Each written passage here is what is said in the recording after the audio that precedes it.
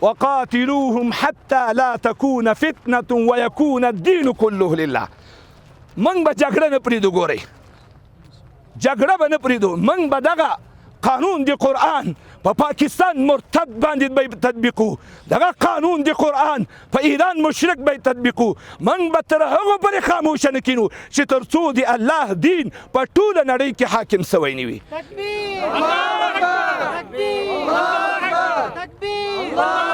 رسول الله صلی الله علیه وسلم فرمایي د یو حدیث وایم چا چې جهاد پرېښوده او په دنیا پسې لاړه او په خپل کښ باندې راضي څه وترکتم الجهاد او جهاد یې پرېښوده سلط الله علیکم ذلا الله به په ده باندې ذلت راوړي او دغه ذلت به له ده نه نه لرې کړي تر څو پورې چې دی خپل اتورې طبیعت ته لاس نه کړي. نو د ټول امت مسلمانه زموږ همدا خواهش ده خصوصا د علماونه چې دغه ځوانان راپورته کوي دغه امت مسلمه راپورته کوي په مقابل د اسرائیلو کې. اسرائیل ډیر کم دي مسلمانانو تعداد ډیر زیات ده خو افسوس چې دغه د جهاد کلمه صرف د افغانانو سره په ژبو کې ده.